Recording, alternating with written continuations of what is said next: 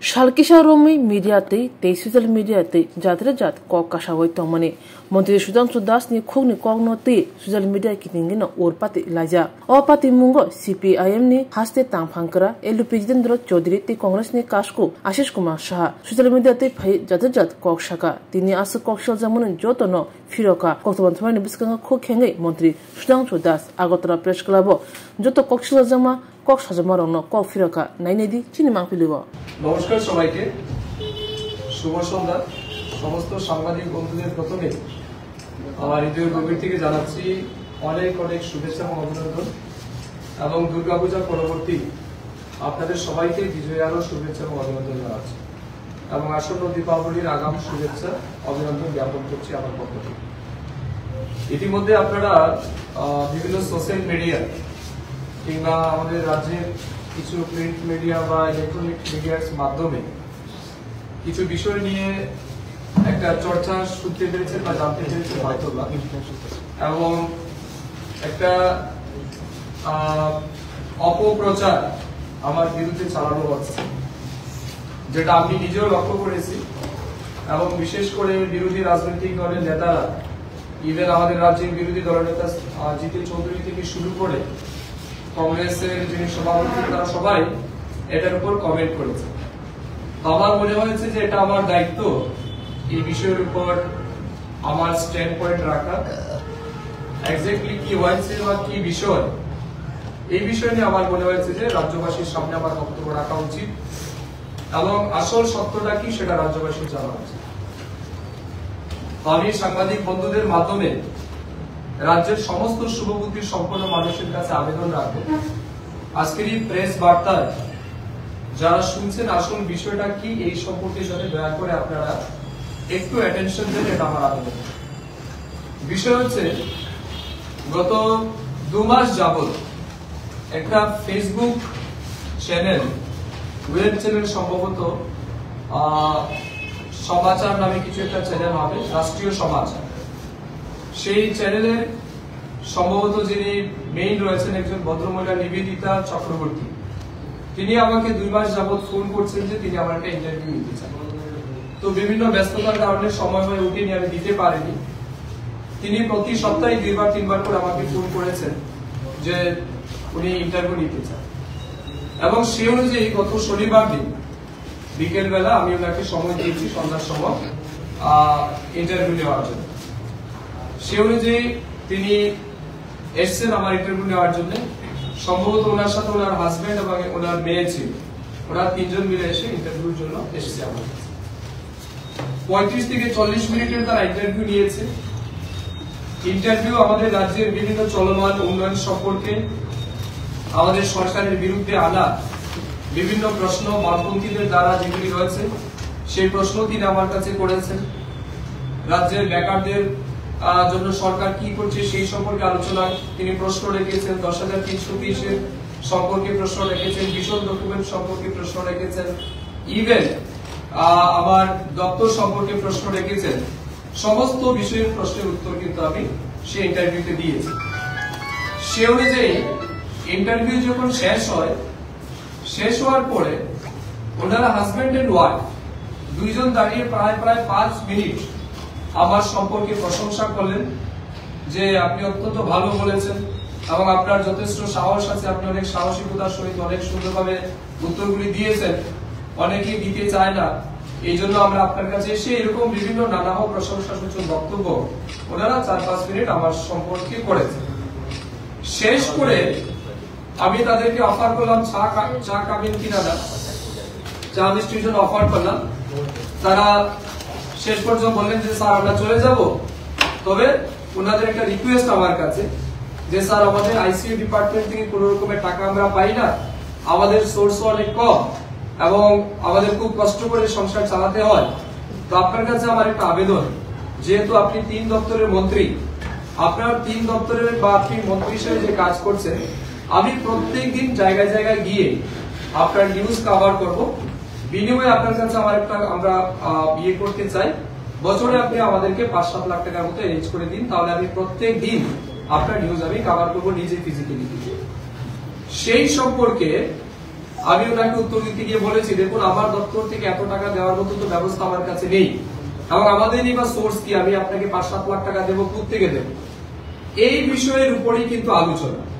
কিন্তু সবচেয়ে মজার বিষয় হচ্ছে, আমি আপনাদেরকে বলছি, আপনারা সেই নিউজটা যদি দেখবেন উনি কিন্তু যখন আমার সাথে ইন্টারভিউ নিয়েছিলেন, উনি কিন্তু আমার পাশের চেয়ারে বসা, এবং যে জায়গাটা তিনি কাট করে সেটাকে অ্যাড করেছেন, সেই জায়গায় কিন্তু তিনি আমার পাশে বসা নেই। এটা সম্পূর্ণ আলাদাভাবে ইনফরমাল কথা চলছিল সেই সময়। আমার প্রশ্ন থাকবে সেই সাংবাদিকের কাছে, আমি ওনাকে এর আগে কখনো দেখিনি, চিন্তাও না। উনি যেভাবে এসছেন, যেভাবে আমার প্রশংসা করলেন, উনি অফার করলেন বা উনি আমার কাছে দাবি রাখলেন যে 5-7 লাখ টাকা ওনাকে দেওয়ার জন্য বছরে উনি প্রত্যেকদিন আমার নিউজ করবেন, সেই প্রশ্নের উত্তর দিতে গিয়ে আমি বলেছি যে আমার কি সোর্স আছে। আমরা অনেক সময় অনেক লোক আসে, বিভিন্ন চিকিৎসার জন্য আসে, বিভিন্ন সমস্যা নিয়ে আসে লোক, আমরা একে তাকে বলে অনেক সময় বলি ভাই একটু সাহায্য করো। এইভাবে আমাদেরকে ম্যানেজ করতে, আমি যতটুকু পারি নিজের দিকে সেটা করি, তার বাইরে একে তাকে ধরে কিছুটা ম্যানেজ করার কথা বলি।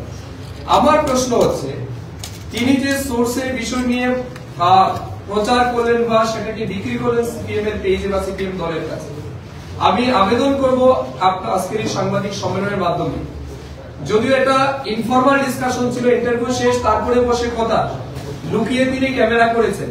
তো লুকিয়ে যেহেতু ক্যামেরা করেছেন, তার 13 বছরের মেয়েকে দিয়ে বা 13-14 বছর সম্ভবত মেয়ে হবে, আমি বলছি দয়া করে আপনি পুরো ভিডিও ক্লিপটা প্রকাশ করুন। সেই ভিডিও ক্লিপে কি কি আলোচনা হয়েছিল আপনি শুধুমাত্র 25-30 সেকেন্ডের একটা জায়গায় কাট করে আপনার সুবিধা মতো তুলে সেটাকে রাজ্যের মানুষের কাছে দিয়ে আমার ব্যক্তিগত চরিত্রকে মেলাইন করার চেষ্টা করছেন। এটা সত্যি নিন্দনীয়। আমি এর আগে অনেক সাংবাদিকের সাথে কথা বলেছি, অনেক ইন্টারভিউ দিয়েছি, কিন্তু জীবদ্দশায় আবার এরকম সাংবাদিক আমরা দেখিনি। ইন্টারভিউ, ফর্মাল ইন্টারভিউ সে নিল, ইন্টারভিউ দিলাম, সবকিছু কথা বললাম, এরপরে 3টা ক্যামেরা নিয়ে তার হাজবেন্ড ওয়াইফ 2জন আলাদা দাঁড়িয়ে আমার সাথে কথা বললো, নিচে একটা মেয়ে বসে কথা রেকর্ড করলো, সেই রেকর্ডের মধ্যে অনেক রকম কথা সে বললো। সে আমাদের রাজ্যের বিশিষ্ট 2-3 জন বিধায়ক সম্পর্কে, বিরোধী দলের বিধায়ক সম্পর্কে বাজে কথা সে বললো, আমাকে বললো যে আমি তো বলেছি, কিন্তু সেগুলি প্রকাশ না করে শুধুমাত্র তার সুবিধা অনুযায়ী 25-30 সেকেন্ডের বিষয়গুলি তিনি তুলে ধরলেন। আমার প্রশ্ন থাকবে, এমন কি তিনি প্রশ্ন করলেন যার উত্তর দিতে গিয়ে আমি এই কথাটা বললাম? তিনি প্রশ্নটা শোনাবেন না, তিনি তো শুধু উত্তরটা শোনালেন, প্রশ্নটাকে তো শোনালেন না। আমি আনসারটা, আমি তো ওনাকে ডেকে আনিনি যে আমার সোর্স কি আসে আপনি রেকর্ড নিয়ে যান। তিনি এসেছেন, অনেক প্রশ্ন করেছেন, তার মধ্যে এটাও একটা প্রশ্ন করেছেন যে স্যার আমাকে 5-7 লাখ টাকা অ্যারেঞ্জ করে দিন। তো আমার বক্তব্য হচ্ছে, আপনি আপনার প্রশ্নটাকে কাট করলেন, সেটা ডিলিট করলেন, আর আনসারটাকে শুধু ইয়ে করে আপনি মার্কেটে বিক্রি করলেন। এটা আমার মনে হয় ব্যক্তিগত চরিত্রের উপর মানে কিভাবে হেয় প্রতিপন্ন করা যায় তারই একটা চক্রান্ত, এবং নিঃসন্দেহে সেটা কমিউনিস্ট পার্টির হয়তোবা স্পন্সর কি হবে আমি জানি না, তবে আমি সেই সংবাদের সম্পূর্ণরূপে নিন্দা করছি। এটা হচ্ছে 1 নাম্বার। নাম্বার 2, আপনারা দেখেছেন বামপন্থী নেতা, কার্ল মার্কস লেনিনের বিচারধারার আত্মায় জড়িত নেতা এবং লেনিন পুত্র, ছাগলের 3 নম্বর বাচ্চা। আমি বলবো না, যদিও প্রাক্তন মুখ্যমন্ত্রী মানিক সরকার বলেছিলেন কমিউনিস্টরা ছাগলের 3 নম্বর বাচ্চা হয়। আমি ছাগলের 3 নম্বর বাচ্চা এই কারণে বলবো না কারণ আমরা ভদ্রতা জানি। আমি এই কারণে বলছি, বামপন্থী নেতা, রাজ্যের বিরোধী দলনেতা জিতেন চৌধুরী, তিনি লক্ষ্য করছি আমি প্রায় গত বেশ কিছুদিন যাবত প্রতিনিয়ত আমার সম্পর্কে এবং আমার পরিবার সম্পর্কে অত্যন্ত কুরুচিকর মন্তব্য রাখছেন। প্রথম কথা হচ্ছে, তিনি বারবার বলার চেষ্টা করছেন যে আমি বিধায়ক হওয়ার পরে বা মন্ত্রী হওয়ার পরে আমার সম্পত্তি বৃদ্ধি পেয়েছে, আমি বা আমার পরিবার রাজ্যের সর্বোচ্চ ট্যাক্স পেয়ার। সাংবাদিকদের মাধ্যমে রাজ্যের সমস্ত জনগণের কাছে আমার, যদিও এটা বলার কথা না তবু বলার, আমি শুধু 2টা লাইন বলার চেষ্টা করছি আপনাদের অবগতির জন্য। 2014 সাল থেকে আমি কিন্তু ইনকাম ট্যাক্স পেয়ার, আমি ইনকাম ট্যাক্স দিচ্ছি আমার ইনকামের জন্য। 2000 কত সাল থেকে? 14 সাল থেকে, তখন সিপিএম এর রাজত্ব, সিপিএম এর সরকার। আমি এর আগে একটা বিশিষ্ট ফার্মা কোম্পানিতে চাকরি করতাম। 2017 সালের 2 জুন আমি সেই কোম্পানি থেকে রিজাইন দিয়েছি, শুধুমাত্র বাম অপশাসন থেকে রাজ্যের মানুষকে, আমার বিধানসভার মানুষকে যাতে মুক্তি দেওয়া যায়, এবং সেই মুক্তির যে সৈনিক যারা থাকবে তার মধ্যে যাতে আমিও একজন সৈনিক থাকি, সেই মানসিকতা নিয়ে 2017 সালের 2 জুন আমি রিজাইন দিয়েছিলাম সেই কোম্পানিতে। যে সময় আমি রিজাইন দিয়েছি সেই সময় আমার মান্থলি ইনকাম মিনিমাম 70 থেকে 80,000 আমার মান্থলি ইনকাম ছিল। নাম্বার 1। নাম্বার 2, এই দেশের বিভিন্ন বড় বড় আমাদের যে মাল্টি পলিটিক্যাল সিটি রয়েছে, ইম্পর্টেন্ট সিটি রয়েছে, সেই সমস্ত সিটির 5 স্টার হোটেলে আমি থেকেছি। বিভিন্ন ইন্টারভিউ বা আমাদের যে মিটিং গুলি থাকতো, একটা হাইফাই লাইফস্টাইল আমি এনজয় করেছি সেই সময়। তিনটা দেশ আমি ভ্রমণ করেছি আমি এমএলএ হওয়ার আগে, আমার কোম্পানি স্পন্সর, আমার পার্সোনাল ইনকামে। এগুলি নিয়ে আমি বিশদ বলতে চাই না, আমি জিতেন বাবুকে তার জবাব দিতে চাই না, কিন্তু আমি শুধু এইটুকু বলতে চাই ওনাকে সবচেয়ে দেখুন লজ্জাজনক বিষয় এবং আমাকে সবচেয়ে বেশি যেটা কষ্ট দিচ্ছে, তিনি প্রত্যেকদিন প্রেসের সামনে এসে আমার মাকে তুলে তিনি কথা বলছেন। আমার মনে হয় জিতেন বাবুর সাথে আমাদের নীতিগত ফারাক আছে। জিতেন বাবু দেশ বিরোধী, সনাতন বিরোধী এবং আমাদের কৃষ্টি সংস্কৃতি বিরোধী। তিনি কমিউনিস্ট পার্টির বিচারধারায় বিশ্বাস করেন, আমরা সেই বিচারধারায় বিশ্বাস করি না। আমরা রাষ্ট্রবাদের বিচারধারা, আমরা আমাদের দেশের কৃষ্টি সংস্কৃতি বিচারধারার সাথে যুক্ত ন্যাশন ফার্স্ট পার্টি আমরা করছি বিজেপি দল। ওনার সাথে আমাদের আইডিওলজিক্যাল ডিফারেন্স। জিতেন বাবুর সাথে আমার পারিবারিক বা সম্পত্তি নিয়ে কোন রকমের বিবাদ নেই। রাজনীতি নিয়ে আলোচনা যখন হবে, রাজনীতির মানুষ যারা আমরা রাজনীতি করছি তাদের সম্পর্কে আলোচনা হতে পারে। প্রত্যেক দিন তিনি মিডিয়ার সামনে এসে আমরা লক্ষ্য করছি তিনি আমার মা সম্পর্কে, আমার পরিবার সম্পর্কে বাজে কথা বলছেন। বারবার বলার চেষ্টা করছেন যে আমার মা বিপিএল কার্ড, আমার মা মানুষের বাড়ি কাজ করতো, ডেলিভার ছিল। আমার প্রশ্ন সাংবাদিকদের মাধ্যমে, এই রাজ্যের যারা বিপিএল কার্ডধারী পরিবার আছে কিংবা অন্তর্দয় পরিবার যারা আছে কিংবা বিলো প্রপার্টিতে যারা বসবাস করছে, জিতেন বাবুর কথায় কি তাদের পরিবার সারা জীবন গরিব থাকবে? সারা জীবন বিপিএল কার্ড হোল্ডার থাকবে? রতন টাটার কি লাইফ হিস্ট্রি ছিল? আম্বানির পরিবারের কি লাইফ হিস্ট্রি ছিল? আমাদের রাজ্যের আজকের দিনে যারা বিশিষ্ট সফল ব্যক্তি, প্রত্যেকে কি রাজার পরিবারে জন্মগ্রহণ করেছিল? প্রত্যেকে কি জমিদারের পরিবারে জন্মগ্রহণ করেছিল? এটার অর্থ কি এই হতে পারে যে একটা কৃষকের ঘরের ছেলে সে কোনদিন ব্যক্তিগত জীবনে সফল হতে পারবে না? প্রশ্নটা জিতেন বাবুর কাছে, রাজ্যের মানুষের কাছে। আপনি রাজনীতি করছেন আমার সম্পর্কে, আপনি প্রমাণ সহ তথ্য সহ আলোচনা রাখতে পারেন, কেস করতে পারেন, কিন্তু বারবার আপনি আমার মাকে ডেকে আমার মাকে সামনে এনে অপমান করছেন।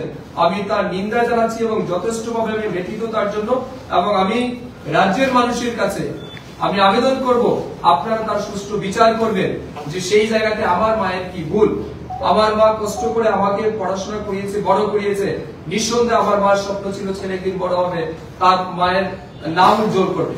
এবং আমি দায়িত্ব নিয়ে বলতে পারি আজকে আমি আমার মায়ের যোগ্য সন্তান এবং এই রাজ্যের মানুষের কাজ যেমন করছে আমার পরিবারের সম্মান আমি বৃদ্ধি করেছি। এখন পর্যন্ত আঙ্গুল তুলে কেউ বলতে পারবে না প্রমাণ সহকারে যে ওই জায়গায় সুধাংশু দাস বিশেষ কিছু খারাপ কাজ করেছে। নাম্বার 2, এটা আমি নিন্দা জানাচ্ছি। নাম্বার 2, তিনি বারবার বলার চেষ্টা করছেন গত 4-5 মাস যাবত যে আমার বড় ভাই নাকি রাজ্যের সর্বোচ্চ ট্যাক্স পেয়ার। গতকালকে একটা সংবাদ মাধ্যমকে তিনি ইন্টারভিউ দিতে গিয়ে বলেছেন সুধাংশু দাসের ভাই রাজ্যের সর্বোচ্চ ট্যাক্স পেয়ার, এত কম সময়ে এত টাকার মালিক কি করে হলো তার তিনি হিসাব চাইছেন। আমি ওনার কাছে প্রশ্ন রাখতে চাই, এর আগে আরেকটা চ্যানেল সম্ভবত আমাকে বলেছিল যে জিতেন বাবু এরকম প্রশ্ন করেছে বা এরকম উক্তি করেছে, এই সম্পর্কে আপনার কি মন্তব্য? আমি সেই দিন বলেছিলাম যে জিতেন বাবুকে প্রমাণ করতে বলুন। যেদিন তিনি প্রমাণ করবেন যে আমার বড় ভাই সর্বোচ্চ ট্যাক্স পেয়ার, সেই দিন আমি পদ থেকে রিজাইন দেব। জিতেন বাবুর ক্ষমতা হয়নি এখন পর্যন্ত সেই বিষয়টা তিনি প্রুফ করবেন বা এভিডেন্স সাবমিট করবেন।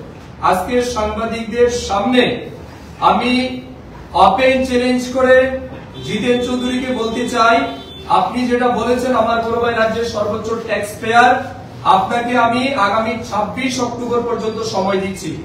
26 অক্টোবর সময়ের মধ্যে আপনাকে এটার প্রমাণ দিতে হবে। যদি প্রমাণ দিতে না পারেন, সেকেন্ড অপশন রাজ্যের মানুষের সামনে মিডিয়া ডেকে আপনাকে ক্ষমা চাইতে হবে আমার পরিবারকে হেয় প্রতিপন্ন করার জন্য এবং অবশ্যই আমার পরিবারকে রাজ্যের মানুষের সামনে ছোট করে দেখানোর জন্য। নতুবা থার্ড অপশন, আমি খবর নিয়েছি 26 তারিখ পর্যন্ত কোর্ট বন্ধ আছে, ফেস্টিভ সিজন চলছে, ফেস্টিভ হলিডে চলছে, এই কারণে সম্ভবত ছুটি আছে এবং রেস্ট্রিক্টেড হয়তো হলিডে রয়েছে। 26 অক্টোবরের পর 27 অক্টোবর আমি হাইকোর্টে কেস করব বা আমাদের অ্যাডভোকেটের সাথে নিশ্চয়ই আমি কথা বলবো। আমার পরিবারকে এবং আমার রাজনৈতিক জীবন নিয়ে তিনি যেভাবে চরিত্র খননের চেষ্টা করছেন তার বিরুদ্ধে আমি কোর্টে মানহানি কেস করব। ওনার কাছে অপশন 3টা, 1 প্রমাণ দিতে হবে, 2 ওনাকে মাপ চাইতে হবে রাজ্যের মানুষের সামনে। 3, আমি কিন্তু 26 তারিখের পর কোর্টে গিয়ে কেস করব। এটা গেল আমার বড় ভাইয়ের বিষয়। Now coming to the next point. Jiten babu কি বলার চেষ্টা করতে চাইছেন? আপনি দোয়া তুলসী পাতা। আমার কাজী নজরুল ইসলামের একটা কথা মনে পড়ছে এই মুহূর্তে। কাজী নজরুল ইসলাম বলেছিলেন, হেতায় সবের সমপাপী, আপন পাপের বাটকারা দিয়ে অন্যের পাপ মাপি। জিতেন বাবুর কথাতে ঠিক এমনটাই মনে পড়ছে। ভুলে গেছেন আজাদ কেলেঙ্কারির কথা? আপনার দলের নেতা আমি নই, আপনার দলের নেতা চণ্ডীচরণ ত্রিপুরা, আপনার এলাকার নেতা সিপিএম দলের ডিস্ট্রিক্ট কমিটি মেম্বার ছিলেন, ডিসিএম সম্ভবত চণ্ডীচরণ ত্রিপুরা। তিনি এলিগেশন এনেছেন সিপিএম দলের তৎকালীন নেতা জিতেন চৌধুরীর বিরুদ্ধে। কি 26 কোটি টাকার ঘোটালা তিনি মন্ত্রী থাকাকালীন সময় বা সিপিএম এর নেতা হিসেবে তিনি কেলেঙ্কারি করেছেন। সেই নিউজ কোথায় চেপেছে? সেই নিউজ চেপেছে দি টেলিগ্রাফ অনলাইন। সেটা রাজ্যের মিডিয়াতে আমি ছেড়ে দিলাম, ন্যাশনাল মিডিয়া। কেমন? ন্যাশনাল মিডিয়াতে সেটা নিউজ চেপেছে। আরেকটা কি নিউজ ছিল? এটা চণ্ডীচরণ ত্রিপুরা, আপনার দলের নেতা। Another news published on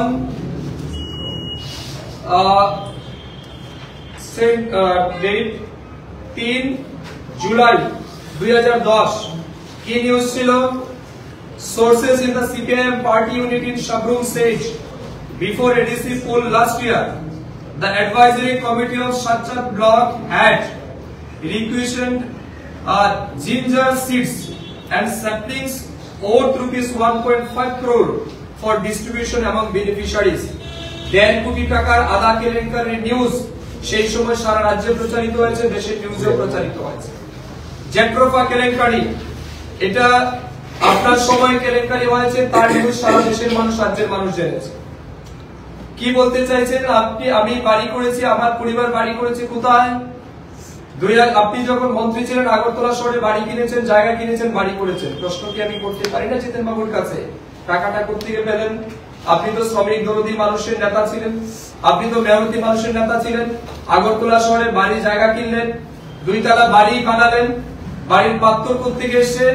Rajasthan থেকে। শ্রমিক দরদি নেতা, ওই মেহনতি মানুষের নেতার বাড়ি তৈরি করার জন্য রাজস্থান থেকে পাথর কেন আসবে? কেন সাবরুম থেকে পাথর দিয়ে বা ইট দিয়ে বাড়ি হবে না? কেন রাজ্যের সিমেন্ট বালু দিয়ে ওনার বাড়ি হবে না? 2 তলা বাড়ির বিল্ডিং এর উৎস কি জানতে চাই আমরা, নিশ্চয়ই রাজ্যের মানুষকে জানাবেন। কি আমরা দেখলাম? ট্রাইবাল ওয়েলফেয়ার ডিপার্টমেন্টের তিনি যখন মন্ত্রী, 25 দফা উপজাতি উন্নয়ন কর্মসূচি বাস্তবায়নের জন্য প্রথম ওনার বিরুদ্ধে আর্থিক দুর্নীতি এবং চারিত্রিক স্খলনের অভিযোগ উঠে বাধ্য হয়ে দপ্তর পরিবর্তন করেন মানিক সরকার। মানিক সরকার সেই সময় ট্রাইবাল ওয়েলফেয়ার ডিপার্টমেন্ট থেকে ওনাকে সরিয়েছিলেন। কিসের জন্য? করাপশনের এলিগেশনের জন্য। এটা আমার কথা নয়, সেই সময় মিডিয়া, আশপাশের সমস্ত সিপিএম নেতাদের, আপনার দলের নেতাদের বক্তব্য। ফরেস্ট ডিপার্টমেন্টের তিনি যখন মন্ত্রী, জাইকা ইন্দো জার্মান প্রজেক্টের নামে কোটি কোটি টাকার ঘোটালা এবং একাধিক বিদেশ ভ্রমণ, মেয়েকে ইউরোপ পড়ানোর অভিযোগ, এরকম হাজারো অভিযোগ আপনার বিরুদ্ধে। উত্তর কি রাজ্যের মানুষ জানতে চায় না? আমি জানতে চাই, রাজ্যের মানুষ জানতে চাই কি সোর্স ছিল তখন আপনার। যখন তিনি আরডি ডিপার্টমেন্টের মিনিস্টার, আদা কেলেঙ্কারি থেকে শুরু করে টিন কেলেঙ্কারি, আর বিভিন্ন কেলেঙ্কারির জন্য বিভিন্ন মিডিয়া প্রচুর ছাপানো হয়েছে। দুঃখের বিষয় সেই সময় সোশ্যাল মিডিয়া অ্যাক্টিভ ছিল না, সোশ্যাল মিডিয়াতে সেই সময় স্প্রেড হয়নি। তখন রাজ্যের মানুষ জানতে পারতো না, মানুষের কাছে সেই রকম ইলেকট্রনিক্স মিডিয়া ছিল না, সোশ্যাল মিডিয়া ছিল না। আপনারা মিথ্যা বলে মানুষকে পার পেয়েছেন, তার জবাব কি দেবেন না আপনি? বিভিন্ন দেশ আপনি ভিজিট করছেন, টাকা কোত্থেকে পেলেন? এক একটা ভিজিটের আপনার প্যাকেজ কত ছিল, টাকা কত ছিল? কোন হোটেলে দেখেছেন, তার প্যাকেজ কত ছিল? বিভিন্ন রকমের মহিলা সংক্রান্ত বিষয় আপনার নামে আমরা শুনেছি, আমি সেই বিষয়ে যেতে চাই না, পত্র পত্রিকার খবর অনুযায়ী। কিন্তু আমি বলতে চাই, জিতেন বাবুর প্রতি আমার সত্যি দুঃখ হচ্ছে। উনি ক্ষমতা হারিয়ে, ওনার দল ক্ষমতা হারিয়ে ক্ষমতায় বসার জন্য এতটা ভীতিগ্রস্ত হয়ে পড়েছেন, মানে যা তা বলার চেষ্টা করছেন। আমার ওনার কথায় বাস হিন্দির একটা শায়রি মনে পড়ছে। হিন্দির একটা শায়রি আছে, जिंदगी भर एक ही गलती करता रहा, जिंदगी भर एक ही गलती करता रहा, धूल अपने चेहरे पे था और आयना साफ करता रहा। নিজের মুখে ধুলা রেখে আয়না পরিষ্কার করার চেষ্টা করছেন জিতেন চৌধুরী কিংবা সিপিএম দলের নেতারা। আবেদন রাখবো যে যে বিষয়গুলি আপনার বিরুদ্ধে উঠেছে সেগুলি জনসমক্ষে এসে জানান। আপনি যখন বিধায়ক ছিলেন, মন্ত্রী ছিলেন, আপনার কত টাকা বেতন ভাতা ছিল, তার থেকে পার্টির চালিয়ে পার্টির খরচা দিয়ে বাড়ি কি করে করলেন, সাবরুমে এতগুলি জায়গার মালিক কি করে হলেন, এগুলির জবাব দিন জিতেন বাবু। নতুবা রাজ্যের মানুষের কাছে ক্ষমা চান। সিপিএম দল কত কেলেঙ্কারি করেছে রাজ্যের মানুষ কি ভুলে গেছে? সিপিএম দলের নেতারা টাকার বিছানায় শুয়েছে, এগুলি মিডিয়া এসছে।